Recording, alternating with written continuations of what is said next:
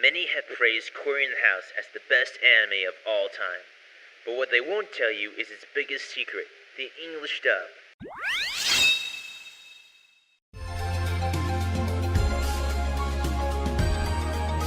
Cory In The House is a 2007 Japanese sitcom. Following the events of Neon Genesis Evangelion, Master Baxter lands a cooking gig at the White House. Cory Baxter adjusts to his new life while serving the Martinez administration. Cory goes on wacky schemes, battles evil, and ultimately becomes president of the world. The animation was handled by That's a Laugh Productions, the same studio behind Sailor Moon Tana. Sadly, the show was a ratings flop. It was unjustly canceled in November 2008. All around the internet, I see the same sentiment. Cory is art. Cory changed my life. I agree, but there's one thing that's absent from all of this, the American dub.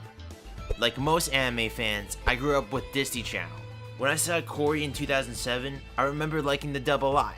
At least I think. For today, I'll review the 4 episodes included with this All-Star Edition DVD. You know it's good when it's sponsored by Smash Mouth. The first episode is Never the Dwayne Shall Meet. Dwayne The Rock Johnson arrives to meet the president. Cory catches wind of it. He imagines himself and The Rock being level 100 bosses. So anyway, he finds time to build this workout machine. He and his friends try pitching it for a rock hard sponsorship. However, the White House quickly descends into chaos. Cory plays Metal Gear Solid for a bit, but traps himself inside a supply closet. Other folks go stir crazy and they eventually trap themselves with Cory. They go double boost on the machine.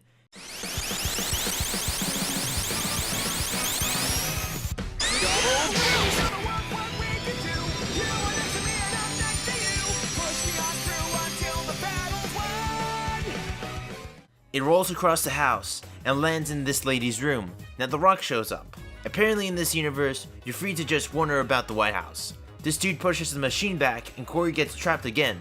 The Secret Service breaks him out and Cory loses that sponsorship. And then we get this gem. Out! Okay, the dub isn't as good as I remember. They butchered everyone's personalities. Cory's friends, foreigner Mina, and Blondie Newt are pretty much walking stereotypes. The only decent characters are Cory and his father Victor Baxter, the best chef in anime. Hopefully, the second episode fares better. In Just Desserts, a female book author hosts a meet and greet. She needs desserts, so Cory answers the call. Cory and pals go full on Ratatouille mode and prepare Mina's patented nakishkas. Running out of time, Cory fills them with baking soda. Unfortunately, they soon learn they're combustible. Any contact with lemon topping leads to utter destruction. The 3 run into the meeting room and it's an all-out danger zone. Right before the last batch of nakishkas go off, Cory sacrifices himself by jumping belly first on them. At this very moment, Cory turns into an indestructible ragdoll. He launches into the roof and falls down. He reverts back to his moral self, but the day is saved. The next episode, Air Force One Too Many, is a little more action-packed. The Russian Prime Minister takes a brief visit to the Oval Office. The president shows him America's artifacts, including the original ownership deed to Alaska. Contrary to all the haters out there, the writers really did their homework. This is a historical fact. Alaska was originally Russia's property, but the US bought it out in 1867 for $7 million. Critics of the deal called it Seward's folly because they thought William Seward, the guy who signed it, was crazy. You gotta remember, Alaska was seen as a snowy void of nothing. That all changed in 1896. When it had the Klondike Gold Strike, and the rest is history. If Seward were alive today, he would salute this show for historical accuracy. Anyway, Putin gets jealous and storms out of the room. Cory takes a peek at the deed, but the box shuts on him. He panics and hides it inside the president's jacket. Both political leaders board Air Force One, and Cory stows away just in time. Through some convoluted means, Putin gets the deed. If he brings it to Russia, then World War III will break loose. The only way to fix it is by challenging Putin to a game of Dance Dance Revolution. Cory gains advice from Master Sophie, the president's daughter. You can and you will. Just let your feet feel the beat. Right. Her speech is so inspiring, she spirit bombs him. Literally. Cory faces Putin, but Putin destroys him. Cory almost gives up, but by the power of friendship, he unleashes his inner Disney dude. Also, there's this dope Crush 40 montage they left on the DVD. But I'm willing to bet that Sega was so impressed with this anime, they gave Disney the rights to play Sonic music. I'm not complaining, it was a good marketing decision.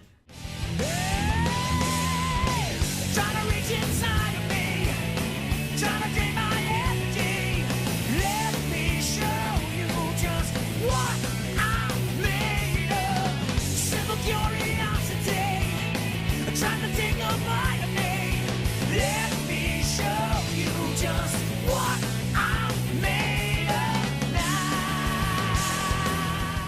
He unlocks super speed and wins. Putin gives the D back and everything is completely fine. But I saved the best for last, the Ravengelion crossover. The last episode for today is That's Cory In The House, the most ambitious crossover before Infinity War. The White House is in dire need for a fashion remodel. Enter Raven Baxter, a fashion priestess who can see into the future. She agrees to present her fashion options with Cory, but complications arise. She gets a false vision and foolishly tackles the president. Her wanted level goes up. Undeterred, Cory cross-dresses as his sister and does the presentation anyway. Raven poses as a gardener outside the Oval Office, but the president instantly recognizes her. One goose chase later, she saves the president from a lethal clock. He instantly absolves her wanted level. Raven and Cory apologize to their father, and everything's back to normal. And that is the end of our DVD. The English dub of Cory In The House has aged as well as a Twinkie. It looks edible on the surface, but the inside is an ugly, rotten mold of cheese. Let's find the positives. First of all, I gotta hand it to the animation. It's so smooth and lifelike. Just like their other programs, It's a Laugh Productions was ahead of their time. The character designs are distinct, the lighting looks incredibly fake, but that's okay. The show's an homage to sitcoms like Seinfeld, where the lighting is purposely overproduced. I like that attention to detail. Secondly, the theme song is a masterpiece. Just like Lifelight in Super Smash Bros. Ultimate, the song sounds great in both English and Japanese.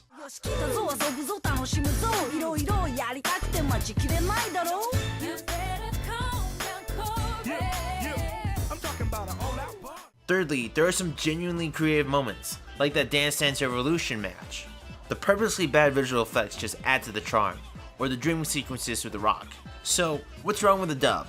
Everything else. Firstly, the characters. I get it. Many genre programs share common archetypes. The young ambitious hero, the bossy princess, the foreign exchange student, and beach blonde bimbo.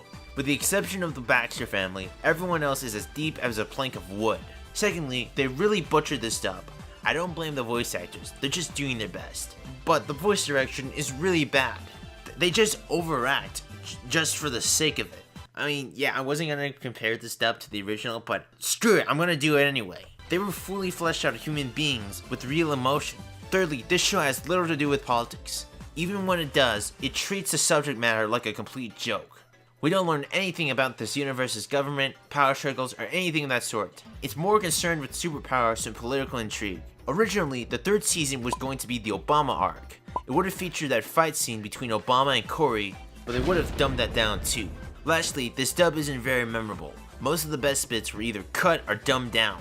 Also, this dub hasn't really aged that well. Despite the flawless animation, you can still spot some graphical glitches in this edit. Like in the DDR match, Cory and Putin's shadows clearly intersect, and it was way more intense than the original.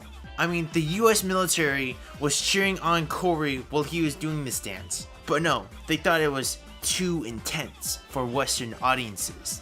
So we got this embarrassingly slowed down junk instead. What a shame. And a shame it is, cause it was just as epic as your average Dragon Ball Z fight. But I've never seen Dragon Ball Z, so what do I know? At least this franchise is getting some online love. The original anime will live on, but this dub most certainly won't. Let's go to the verdict. Best animation.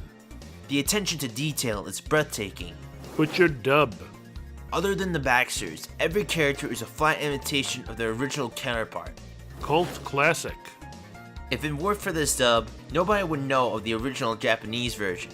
For better or worse, this anime has achieved cult status. I give this English dub 2 Nakishkas out of 5.